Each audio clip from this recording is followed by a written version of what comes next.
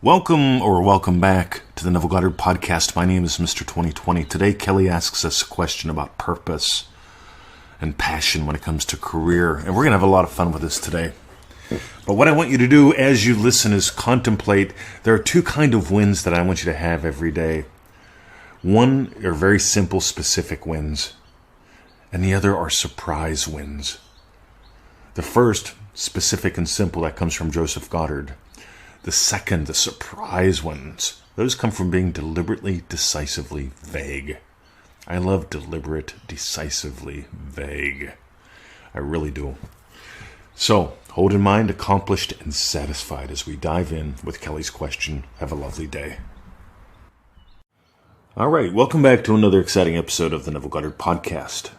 Kelly asked us a question today. She said, "Tony, would you make a podcast about finding your passion, your life purpose in relation to a career?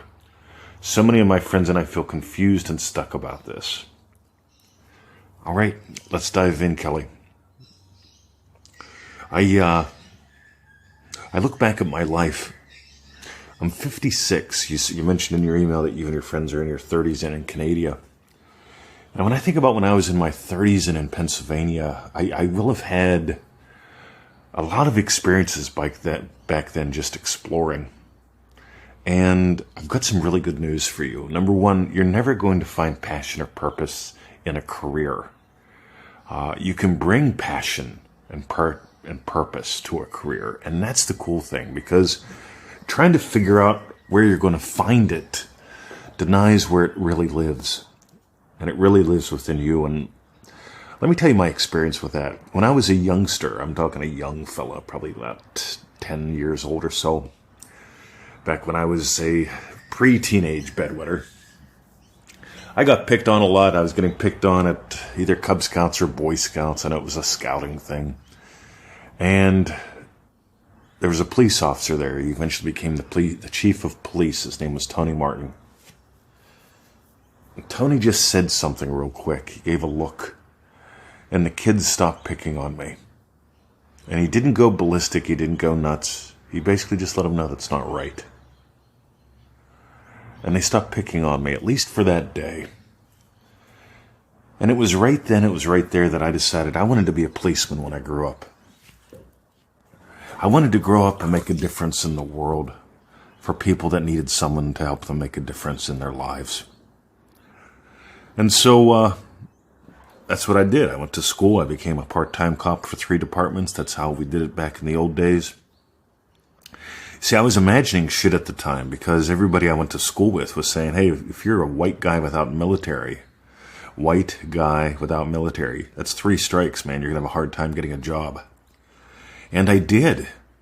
I had a hard time trying to find a full-time job. I mean, I was passionate. I felt my purpose was to protect and serve, to give to the community. And, I was working 3 part-time jobs, which meant some weeks I worked 60 hours, some weeks I worked 6. And so I sold out. I decided I'll become a prison guard for 10 years, get some experience under my belt. That'll give me some weight with the civil servant kind of thing, and then I can come out and become a full-time cop. I'd be 33 then. Life didn't work out that way. I was on the job for 4 months, got beat to death in a prison riot. Revived, got both PTSD and experienced a near-death experience. An NDE plus PTSD, that's a lot of fun. My career in law enforcement was over. I went on to form a business. I sold military surplus. Had a blast. Lost a lot of money in the end. Actually, just about broke even. But learned a lot about business. Boy, did I learn a lot about business back then. Went from there to work as a photographer at Kmart. I did mostly children's portrait photography. That invited me to be a kid again. From there, I went to work at Reese Brothers, a telemarketing firm. That taught me how to communicate, because all I'd do all day is talk on the phone. I got to experiment with learning how to talk in a way that actually helped people. I loved calling for the Make-A-Wish Foundation. That was my favorite. From there, I went on to work in a nursing home. I worked in a nursing home in the activities department, the fun and game department, working with people who are old and dying and falling apart. It helped me get over some fears about getting old and dying and falling apart.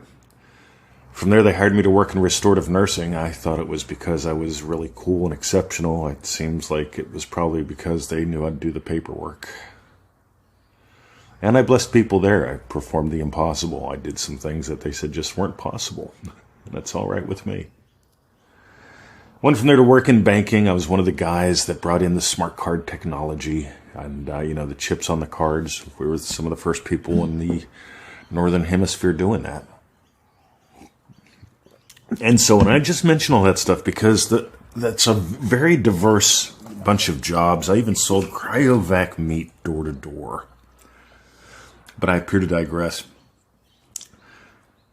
See, what I brought to all those jobs was an innate curiosity about humans, about who we are, what's possible for us, how to really live life. When I was a little boy, I knew that there was more to life than doing the dishes, and I used to tell my mom that. I said, Mom, there's more to life than doing the dishes. That's pretty profound for a 7-year-old. Because I wanted her to live life, not just be focused on the tasks that need done.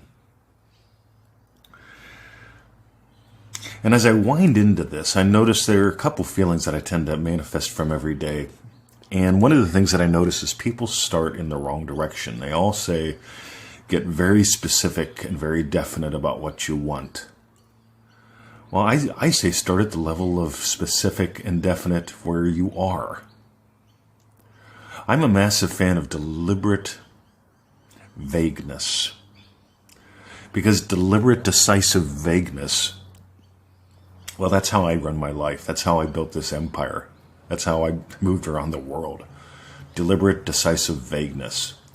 In other words, here's how I still fall asleep every night. This is how I started falling asleep over a decade ago. Accomplished and satisfied. I had no idea what this business was going to become.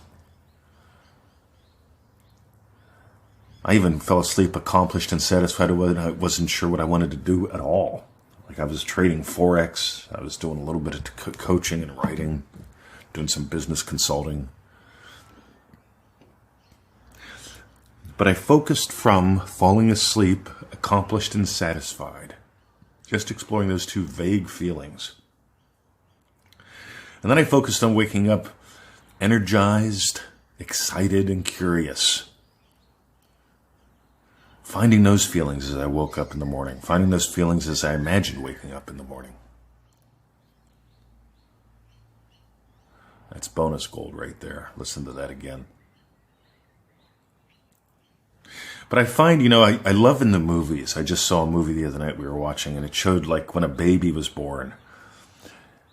And the baby first opens his eyes, and the baby just sees fuzziness at first. There's this vague fuzziness, light and shadow, and then color starts to make sense. And then, what's that? And then you can see, wow, there's something looking back at me, and then clarity shows up. And it's Mom. That's my mom. And I notice that's how this stuff tends to work as well. It tends to start with a vagueness. And if you have that deliberate, decisive vagueness, accomplished and satisfied at what? I have no idea. It doesn't matter, does it? But if you can fall asleep at night accomplished and satisfied, that's probably more than 95% of humanity.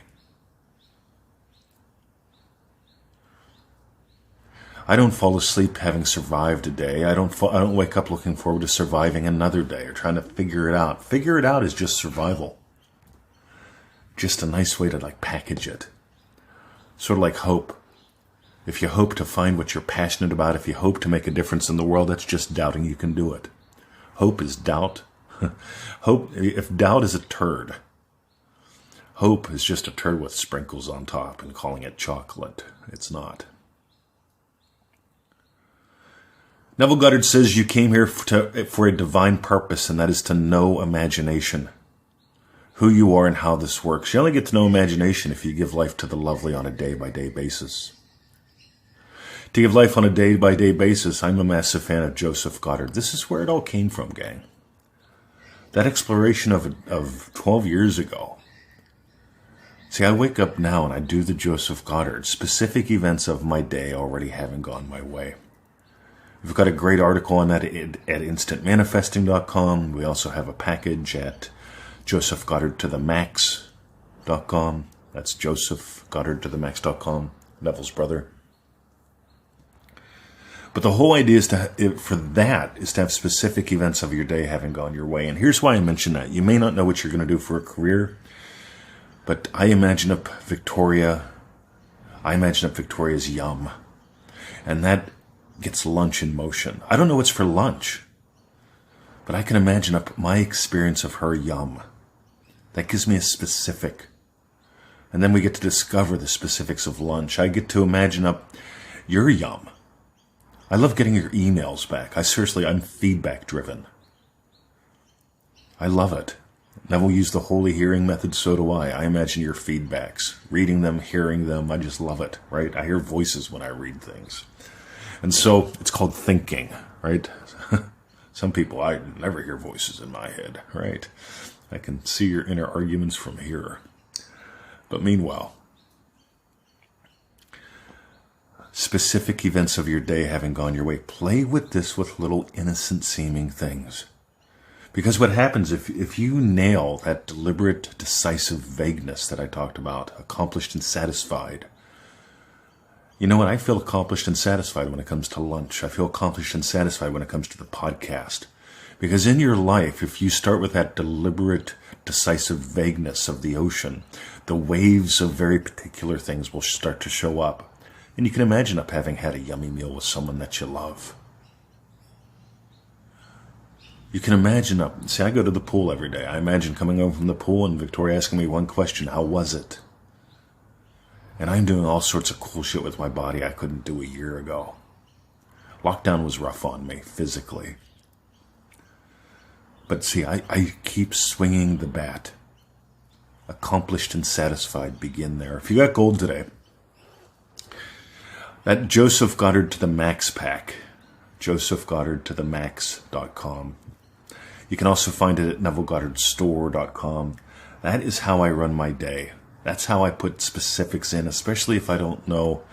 If I put specifics in that are on your calendar.